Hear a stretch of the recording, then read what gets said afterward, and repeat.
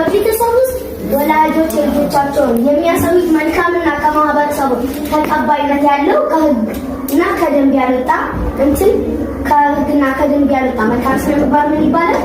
አርአያ የሆኑ የቤተሰብ ተግባራቶች ናቸው። ለአንደኛዋ ብቻ ሳይሆን የስራ ጫና ማብዛት ያለብን ለሶስት ልጆች ሶስት ከሆኑ አንደኛዋን ወይ ቃጠል ሊሆን ይችላል፣ ወይ ጊጥራው ሊሆን ይችላል፣ ወይ ቢታጥራ ሊሆን ይችላል። እንደዚህ አድርገን እናከፋፍልና የስራ እናከፋፍልና የስራ ጫና ሳናበዛ ፍትሃዊ የስራ ክፍፍል እናደርግላቸዋለን ማለት ነው። ካለን መስጠት ካለን ደግሞ የበጎ አድራጎት ስራ ብንሰራ ምን ይለናል? ፈጣሪ ይወደናል። ፈጣሪ ይወድልናል።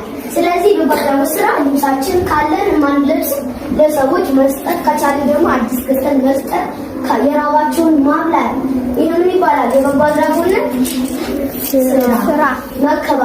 መከባበር አንዱ ነው።